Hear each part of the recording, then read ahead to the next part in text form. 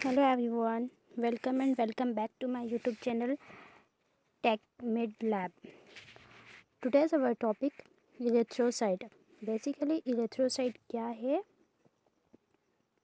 आज हम इसके बारे में डिस्कस कर रहे हैं। एरिथ्रोसाइट मतलब जो हमारी आरबीसीज होती है, ये हमारी जो दिखाई दे रही है ये हमारी आरबीसीज होती है। ठीक है, ये हमारे किस तरह से दिखाई देती है, इसके अंदर क्या क्या प्रेजेंट होता है, इसकी नॉर्मल वैल्यू क्या होती है, ये किस तरह से फंक्शन परफॉर्म करती है, आज हम उन सभी चीज़ों के बारे में डिस्कस करेंगे। चलिए शुरू करते हैं। तो आप सभी से रिक्वेस्ट है, आप जितने भी लोग हमारे यूट्यूब चैनल पर नए हैं प्लीज़ चैनल को सब्सक्राइब करना ना भूलें। चैनल को ज़्यादा से ज़्यादा सपोर्ट करें ताकि हम भी आपको अच्छे से अच्छा और ज़्यादा से ज़्यादा कंटेंट प्रोवाइड करा सकें। ठीक है, चलिए हम शुरू करते हैं। तो आज का जो हमारा टॉपिक है वो है हमारा इरेथ्रोसाइट। जो इरेथ्रोसाइट होता है हम उसको रेड ब्लड सेल्स भी बोलते हैं। ठीक है, यानी कि ये क्या होती है, हमारी आरबीसीज होती है। ठीक है, आरबीसीज के बारे में हम डिस्कस कर रहे हैं। अब हम इसकी डेफिनेशन देख लेते हैं।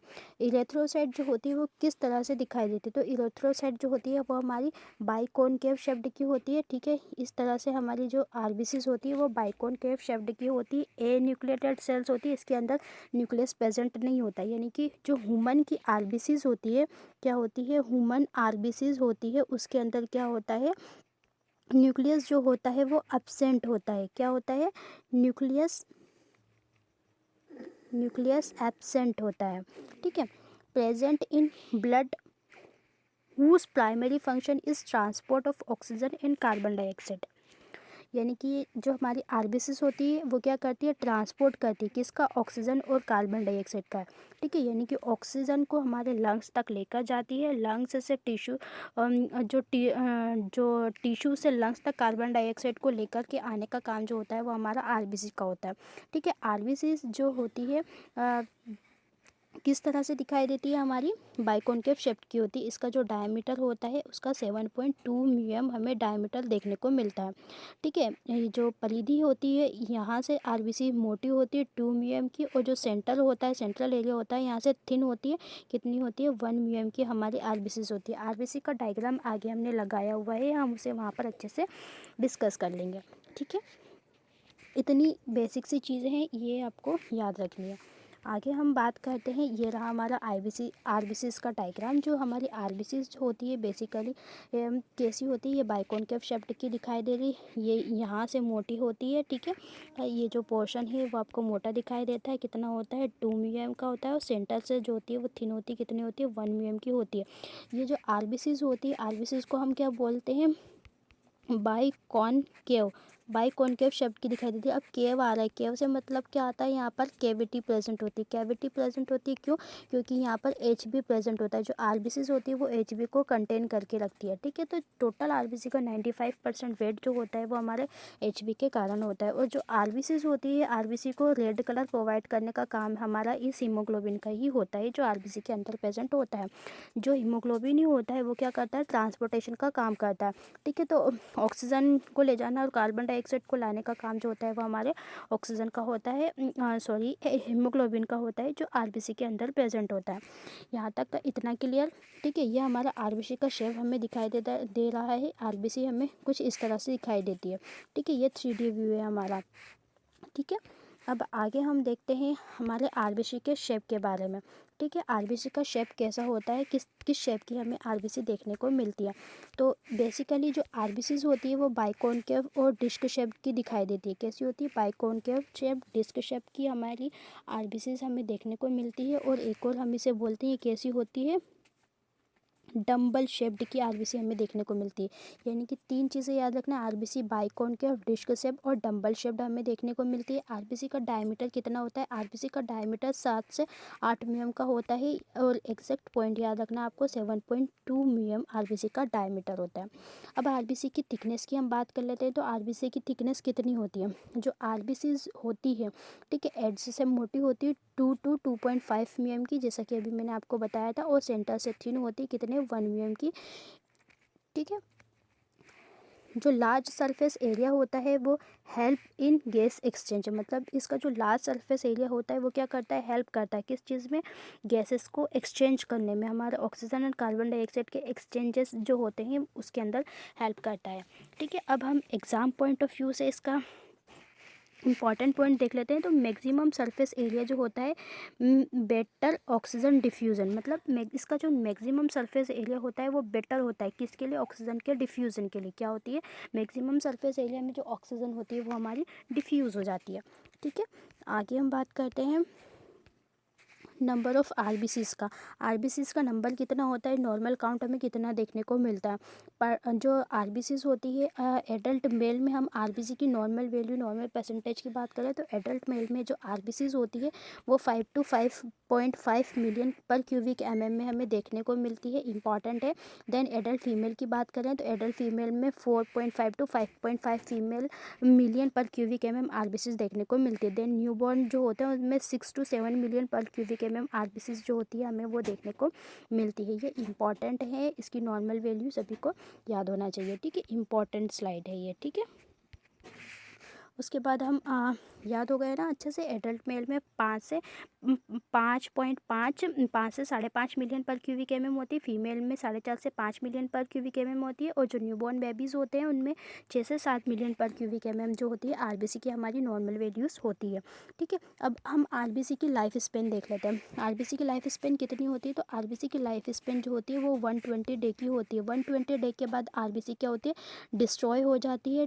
ठीक है, डेड हो जाती है, और कहाँ चली जाती है, हमारे स्प्लीन के अंदर चली जाती है। इसके बाद कहाँ जाती है, वो स्प्लीन में जाती है। स्प्लीन जो होता है, स्प्लीन को क्या कहा जाता है, ग्रेवयार्ड ऑफ आरबीसी भी कहते हैं। देखो यहाँ पर लिखा है। ठीक है, तो आरबीसी जो होती है हमारी, उसकी लाइफ स्पेन 120 डे की होती है। उसके बाद ओल्ड आरबीसी जो होती है वो डिस्ट्रॉय हो जाती है, और डिस्ट्रॉय होने के बाद वो जाती है हमारे स्प्लीन में। स्प्लीन को ग्रेवयार्ड ऑफ आरबीसी या ब्लड बैंक ऑफ आरबीसी भी कहा जाता है, ब्लड बैंक ऑफ आरबीसी।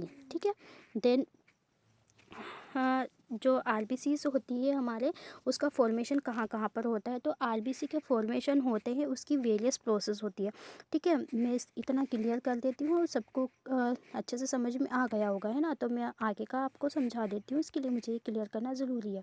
ठीक है, तो जो आरबीसीज होती है, मतलब जैसे कि हम देखते हैं जो नॉर्मल ह्यूमन्स जो होते हैं, ह्यूमन्स, ठीक है, उन ह्यूमन्स के अंदर क्या होता है, न्यूक्लियस जो होता है वो एब्सेंट होता है। ठीक है, लेकिन जो कैमल्स होते हैं, ठीक है, जो ऊंट्स वगैरह होते हैं, उनके अंदर क्या होता है, न्यूक्लियस प्रेजेंट होता है। क्या प्रेजेंट होता है, न्यूक्लियस में शॉर्ट में लिख दिया। ठीक है, न्यूक्लियस प्रेजेंट होता है। अब जो आरबीसीज हो रही है हमारे, आरबीसी के फॉर्मेशन की प्रोसेस को हम क्या बोलते हैं, इरेथ्रोपोइसिस। मतलब जो हमारे जो किडनी होती है वो एक हार्मोन सिक्रीट करती है। जो किडनी होती है, ये किडनी, ठीक है, किडनी जो होती है वो एक हार्मोन क्या करती है, सिक्रीट करती है। ठीक है, अब ये जो हार्मोन होता है वो कौन सा होता है, वो हार्मोन होता है इरिथ्रोपोइटिन। ठीक है, इरिथ्रोपोइटिन। ये जो इरिथ्रोपोइटिन हार्मोन होता है ये क्या करता है, स्टिमुलेट करता है किसको, आरबीसी के प्रोडक्शन को, यानी कि इरिथ्रोपोइसिस को स्टिमुलेट करता है। ठीक है, हमारा इरिथ्रोपोइटिन हार्मोन। अब यहाँ तक का क्लियर। ठीक है, अब देखते हैं हम जो जब भी जो बच्चा होता है वो एम्ब्रियोनिक स्टेज में होता है, तब आरबीसी का फॉर्मेशन कहाँ होता है, तो आरबीसी के फॉर्मेशन की 3 स्टेजेस होती हैं। ठीक है, आरबीसी के फॉर्मेशन की कितनी स्टेज होती है, 3 स्टेज में। जब एम्ब्रियोनिक स्टेज में होता है, यानी कि फर्स्ट स्टेज होती है, कैसी स्टेज होती है, वो हमारी फर्स्ट स्टेज होती है। ठीक है,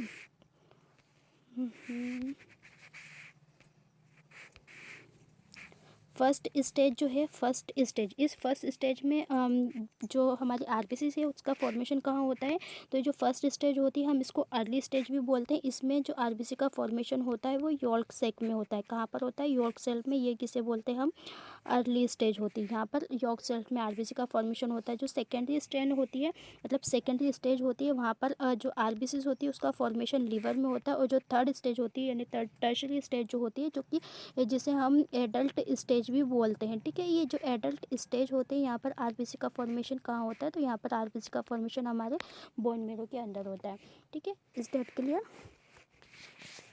देन जो हीमोलाइटिक एनीमिया होते हैं, क्या होता है हीमोलाइटिक एनीमिया, ये हीमोलाइटिक एनीमिया की जो कंडीशन होती है, उस हीमोलाइटिक एनीमिया में जो आरबीसीज होती है वो क्या होती है, उसका डिस्ट्रक्शन होने लगता है। कब होने लगता है? टाइम से पहले ही आरबीसी का डिस्ट्रक्शन होने लगता है।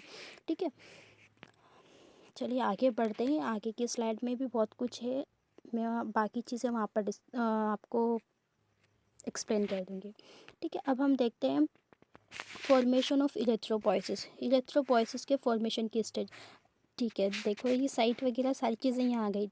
ठीक है, साइट पूछी गई है तो रेड बोन मेरो में क्या होता है, रेड बोन मेरो होता है, वहाँ पर क्या होता है, हमारे आरबीसीज का फॉर्मेशन होता है, यानी कि इलेक्ट्रोपोइसिस की फॉर्मेशन। इलेक्ट्रोपोइसिस, इलेक्ट्रो मतलब क्या होता है, इलेक्ट्रोसाइट यानी कि रेड है। ठीक है, और पोइसिस का मतलब होता है सिंथेसिस होना। ठीक है, यानी कि बनना।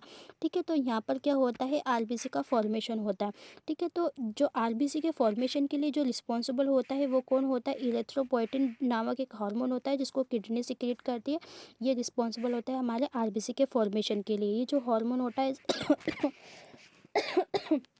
सॉरी, ये जो हार्मोन होता है इसे सिक्रेट कौन करती है, किडनी।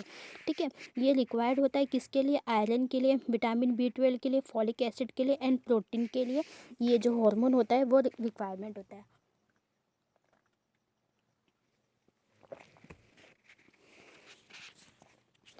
देन जब आरबीसी की हमें डेफिशिएंसी हो जाती है तो उस कंडीशन में हमें क्या देखने को मिलता है, तो एनीमिया होता है। मतलब एनीमिया मतलब क्या हो रहा है, हमारे आरबीसी की क्या हो जाती है, हमको कमी देखने को मिलती है, तो उस कंडीशन को एनीमिया कहते हैं। ठीक है, तो इतना क्लियर। ये भी स्लाइड बहुत इंपॉर्टेंट है, इसमें सारे इंपॉर्टेंट पॉइंट लिए गए हैं। क्या देखा गया है इसमें, ये जो आरबीसी के फॉर्मेशन होता है वो हमारा रेड बोन मेरो में होता है। कहाँ पर होता है, इन एडल्ट स्टेज में आरबीसी के फॉर्मेशन की 3 स्टेज होती है। फर्स्ट स्टेज में क्या होता है, फर्स्ट जो स्टेज होती है, फर्स्ट स्टेज जो होती है यहाँ पर यॉर्क सेल में आरबीसी का फॉर्मेशन होता है। जो सेकंड स्टेज होती है, ठीक है, ये सेकंड स्टेज होती है, इसके अंदर हमारे लीवर में फॉर्मेशन होता है। और जो थर्ड स्टेज होती है वहाँ पर कहाँ पर होता है, हमारे बोन मेरो के अंदर, बेसिकली रेड बोन मेरो में हमारे आरबीसी का फॉर्मेशन होता है। ठीक है, और जो आरबीसी के फॉर्मेशन के लिए रिस्पॉन्सिबल होता है वो एक हार्मोन होता है। उस हार्मोन को कौन सिक्रेट करता है, तो उस हार्मोन को किडनी सिक्रेट करती है। वो उस हार्मोन को कहते हैं हम इरेथ्रोपोइटिन, जो कि इरेथ्रोपोइसिस को स्टिमुलेट करता है। देन रिक्वायर्ड होता है किसके लिए, आयरन के लिए, विटामिन B12 के लिए, फॉलिक एसिड एंड प्रोटीन के लिए। देन जब आरबीसी की कमी हो जाती है तो उस कंडीशन को हम एनीमिया कहते हैं। ठीक है, आगे हम देखते हैं आरबीसी का स्ट्रक्चर। तो आरबीसी का स्ट्रक्चर अभी हमने पहले देखा भी है, यहाँ पर डायग्राम मिस हो गया है। ठीक है, तो हम आरबीसी का स्ट्रक्चर देखते हैं। तो हमारे जो आरबीसीज होती है वो कुछ इस तरह से हमें दिखाई देती है। आरबीसी जो होती है वो हमारे बाइकॉनकेव शेप्ड की दिखाई देती है। ठीक है, जो आरबीसीज होती है इसका शेप कैसा होता है, बाइकॉनकेव शेप हमारी आरबीसीज होती है। ठीक है, इसके अंदर कोई न्यूक्लियस प्रेजेंट नहीं होता, नो न्यूक्लियस प्रेजेंट होता है। याद रखना, इसके अंदर कोई न्यूक्लियस प्रेजेंट नहीं होता। नो माइट्रोकांड्रिया, इसके अंदर माइट्रोकांड्रिया नहीं होता। ठीक है, फिल्ड विथ हीमोग्लोबिन, ये जो आरबीसीज होती है ये क्या होती है, फिल होती है। इसके अंदर क्या प्रेजेंट होता है, इसके अंदर प्रेजेंट होता है हमारा हीमोग्लोबिन। और ये हीमोग्लोबिन ही जो होता है वो रेड कलर प्रोवाइड करने के लिए रिस्पॉन्सिबल होता है। मतलब आरबीसी का जो रेड कलर होता है वो किसके कारण होता है, हीमोग्लोबिन के कारण। तो जो एचबी होता है, एचबी को हम क्या कहते हैं, तो एचबी जो होता है उसको आरबीसी का कलरिंग मीटर भी कहा जाता है। क्या कहते हैं हम, एचबी को आरबीसी का कलरिंग मीटर कहते हैं। ठीक है, अब जो आरबीसीज होती है उसकी सेल मेम्ब्रेन किससे मिलकर बनी होती है, तो आरबीसी की सेल मेम्ब्रेन जो होती है वो लाइपोप्रोटीन से मिलकर के बनी हुई होती है। ठीक है, तो अब देखते हैं हम, इसमें क्वेश्चन है वाई नो माइट्रोकांड्रिया। इसके अंदर माइट्रोकांड्रिया नहीं होता है, क्यों नहीं होता, तो to prevent oxygen consumption by RBC itself. तो जो हमारी आरबीसीज होती है वो खुद से ही ऑक्सीजन कंजप्शन को प्रिवेंट करती है। ठीक है, आगे हम बात करते हैं हीमोग्लोबिन के बारे में।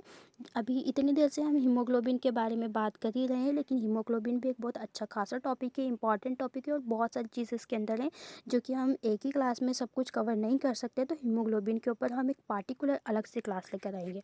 ठीक है, तो अभी हम बेसिक देख लेते हैं हीमोग्लोबिन। हीमोग्लोबिन को हम HB से भी रिप्रेजेंट करते हैं। हीमोग्लोबिन जो होता है वो रेड कलर का प्रोटीन होता है। ठीक है, जो इसकी नॉर्मल वैल्यू होती है वो कितनी होती है, तो मेल में 13 से 18 mg/dL होती है हीमोग्लोबिन की वैल्यू। और फीमेल जो होती है उसमें 12 से 14 ग्राम पर डेसीलीटर जो होता है वो HB की नॉर्मल वैल्यू होती है। 1 HB molecule carry 4 oxygen molecule, यानी कि जो एक HB का एक मॉलिक्यूल है वो ऑक्सीजन के 4 मॉलिक्यूल को कैरी करता है। इंपॉर्टेंट पॉइंट है ये जो स्लाइड है ना, ये जो स्लाइड है वो मोस्ट इंपॉर्टेंट स्लाइड है। इसको याद रखना कि HB का जो HB का एक मॉलिक्यूल होता है वो ऑक्सीजन के 4 मॉलिक्यूल को कैरी करके रखता है। ठीक है ना, ठीक है, वेरी वेरी इंपॉर्टेंट है। ठीक है, आगे हम बात करते हैं, इतनी चीज़ें आपको याद रह जाएगी। मैं दोबारा से रिवाइज कर देती हूँ। जो हीमोग्लोबिन होता है उसमें जो HB होता है हमारा हीमोग्लोबिन, उसकी नॉर्मल वैल्यू हम देखते हैं। तो जो एडल्ट मेल होता है उसके अंदर 13 से 18 mg पर डेसीलीटर ग्राम पर डेसीलीटर इन एडल्ट की नॉर्मल वैल्यू होती है एडल्ट मेल, और इन एडल्ट फीमेल में होता है 12 से 16 ग्राम पर डेसीलीटर हमें HB देखने को मिलता है, हीमोग्लोबिन देखने को मिलता है। और ऑक्सीजन जो होता है जो HB का जो एक मॉलिक्यूल होता है वो ऑक्सीजन के 4 मॉलिक्यूल को कैरी करता है, यानी कि और HB का एक मॉलिक्यूल और ऑक्सीजन के 4 मॉलिक्यूल को कैरी करके ये रखता है। ठीक है, आगे हम बात करते हैं इसके फंक्शन की। ठीक है, किसका फंक्शन देख रहे हैं हम, तो हमारे हीमोग्लोबिन का। ये क्या करता है ट्रांसपोर्ट ऑफ ऑक्सीजन, यानी कि ऑक्सीजन के ट्रांसपोर्टेशन में वर्क करता है। ट्रांसपोर्ट कार्बन डाइऑक्साइड, ठीक है, CO2 कार्बन डाइऑक्साइड के ट्रांसपोर्टेशन में इंपॉर्टेंट रोल प्ले करता है। मेंटेन ब्लड पीएच, यानी बफरिंग एक्शन को भी मेंटेन करता है, ब्लड पीएच को मेंटेन करता है। जो हमारा ब्लड होता है उसका पीएच कितना होता है, ब्लड का एवरेज पीएच की बात करें तो 7.2 म्यूएम जो होता है एवरेज पीएच होता है। और अगर रेंज की बात करें, रेंज जो होती है 7.35 से 7.45 रेंज हमें देखने को मिलती है। ठीक है, जो ब्लड होता है वो कैसा होता है, स्लाइडली एल्कलाइन इन नेचर का होता है। जो जो हीमोग्लोबिन होता है वो क्या करता है, रेड कलर प्रोवाइड करता है हमारे ब्लड को, हमारी RBCs को। ठीक है, आगे हम बात करते हैं।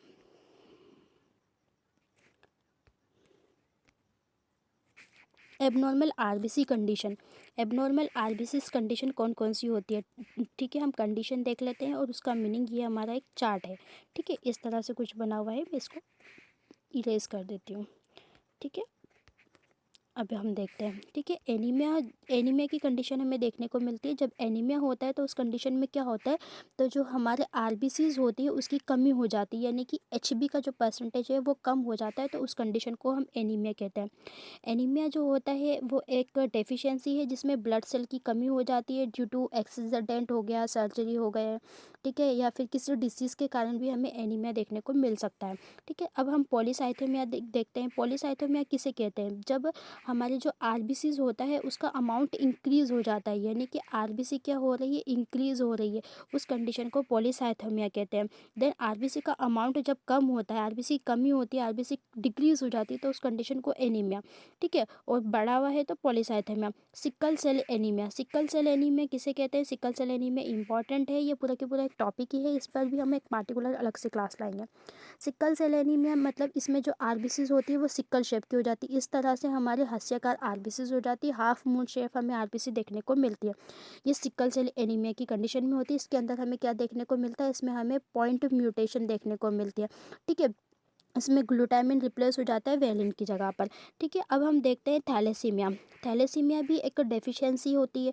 ठीक है, तो इसमें क्या होता है, डिफेक्ट हो जाता है किसमें, HB के सिंथेसिस में। HB के सिंथेसिस में जब डिफेक्ट होता है तो उस कंडीशन को हम थैलेसीमिया बोलते हैं। थैलेसीमिया भी वेरियस टाइप का है, थैलेसीमिया पे भी हम एक अलग से क्लास लेकर आएंगे। ठीक है, आगे बात करते हैं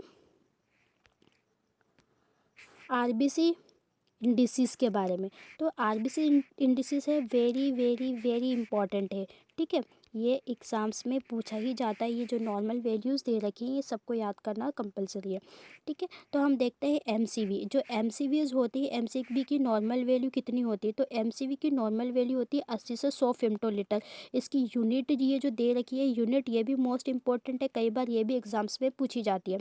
ठीक है, MCV है तो मतलब उसकी जो यूनिट होती है वो फेमटोलीटर में होती है। MCSC जो होता है उसको पिकोग्राम में दे के रखता है, MCH को पिकोग्राम में देते हैं, और MCSC जो होता होता है उसको ग्राम पर डेसीलीटर से डिनो में दे के रखते हैं उसको, ठीक है। तो हम एमसीवी की नॉर्मल वैल्यू देखते हैं। एमसीवी की नॉर्मल वैल्यू 80 से 100 फेम्टोलीटर होती है। एमसीएच की नॉर्मल वैल्यू होती है 32 से 33 पिकोग्राम, ठीक है। और एमसीएचसी जो होता है उसकी नॉर्मल वैल्यू होती है 32 से 36 ग्राम पर डेसीलीटर।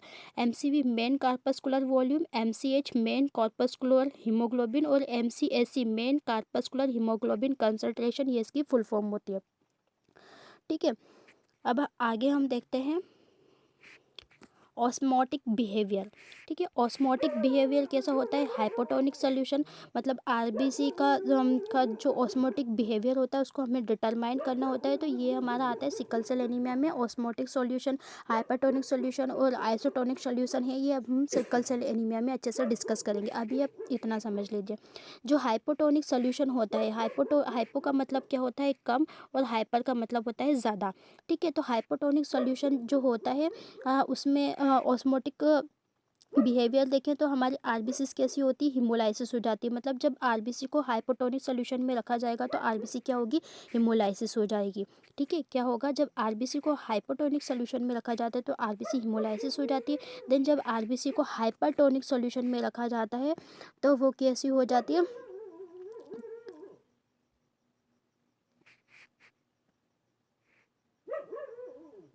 क्लिन, मतलब वो जो होती है पिचक जाती, टूट जाती, क्रिसेंटेशन हो जाता है। देन आइसोटोनिक सॉल्यूशन में रखेंगे हम उसको तो जो आरबीसी जो होते हैं उसका शेप नॉर्मल रहता है ना। हाइपरटोनिक सॉल्यूशन में क्लेनेशन हो जाती है, ठीक है। अब आगे हम देखते हैं इस पे इसके पॉइंट हम देख लेते हैं। इंपॉर्टेंट जितने भी पॉइंट है जो बन रहे हैं हमारे पॉइंट ऑफ व्यू हमारे एग्ज़ाम के।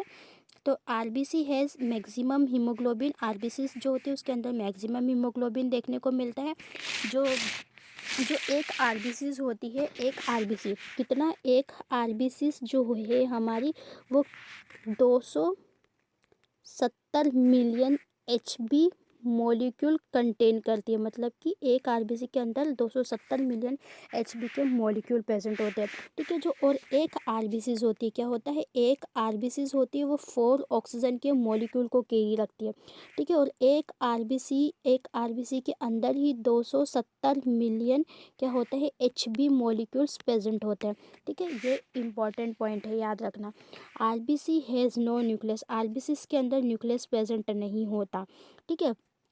देन इसके अंदर क्या होता है? RBC count increase in high altitude, मतलब जब हम अधिक ऊंचाई पर जाते हैं, है ना, तो आरबीसी का काउंट क्या हो जाता है? हमें इंक्रीज देखने को मिलता है, ठीक है। तो ऊंचाई पर आरबीसी का काउंट बढ़ जाता है। जो स्प्लीन होती है, मतलब आरबीसी का जब डिस्ट्रक्शन होता है, आरबीसी के डिस्ट्रक्शन की साइड जो होती है वो स्प्लीन होती है। स्प्लीन को ग्रेवयार्ड ऑफ आरबीसी या ब्लड बैंक ऑफ आरबीसी भी कहा जाता है, ठीक है। यहाँ तक का सभी को क्लियर? उसके बाद हम रिवाइज कर लेते हैं हमने क्या क्या सारी चीज़ें देखी हैं। सबसे पहले हमने देखा है कि हमारे जो इरिथ्रोसाइट होती हैं, एक सेकेंड कलर, हाँ ये ठीक है। हमने देखा हमारी इरेथ्रोसाइट होती है, ठीक है, इरेथ्रोसाइट, ठीक है। ये जो इरेथ्रोसाइट होती है इसकी नॉर्मल वैल्यू कितनी होती है? तो 4.5 टू 5.5 मिलियन जो होती है हमारी आरबीसी जो होती है, और उसकी नॉर्मल मिलियन पर क्यूबिक एमएम में होती है। इसकी हमें नॉर्मल वैल्यू में देखने को मिलती है, ठीक है। जो आरबीसी होती है वो कैसी होती है? हमारी biconcave disc and dumbbell shape, ठीक है। ये डंबल शेप्ड की हमें आरबीसी देखने को मिलती है, ठीक है। आरबीसी जो है वो कुछ इस तरह से दिखाई देती है। इसका जो डायमीटर होता है, ठीक है, वो 7.2 mm होता है। यहाँ से लेकर यहाँ तक इतनी होती है। सेंटर से 1 mm की होती है और पेरीफेरी से 2 mm की हमें देखने को मिलती है, ठीक है। आरबीसी जो हो रही है इसके फॉर्मेशन की प्रोसेस को इरेथ्रोपोइसिस बोलते हैं, ठीक है। इरेथ्रोपोइसिस को स्टिमुलेट करने के लिए रिस्पॉन्सिबल होता है इरेथ्रोपोइटिन हार्मोन। जो इरेथ्रोपोइटिन हार्मोन होता है इसको सिक्रीट करती है हमारी किडनी, ठीक है। ये सारे इम्पोर्टेंट पॉइंट है हमारे। देन हमने एचबी देखा था। हमारा एचबी जो होता है उसको क्या कहा जाता है, एचबी को आरबीसी का कलरिंग मीटर भी हम कहते हैं। एचबी को क्या कहते हैं, आरबीसी का कलरिंग मीटर कहते हैं, क्योंकि ये क्या करता है, हमारे जो आरबीसीज होती है उसको क्या करता है, रेड कलर प्रोवाइड कराता है। ठीक है, उसके बाद जो एच बी हमने देखा था, एच बी की वैल्यू देखी हमने, नॉर्मल वैल्यू के मेल फीमेल और न्यूबॉर्न बेबी में अलग अलग वैल्यू हमें इसकी देखने को मिलती है। ठीक है, अब जब आरबीसी का एक अमाउंट इंक्रीज हो जाता है तो हम उसको बोलते हैं पॉलीसाइथोमिया।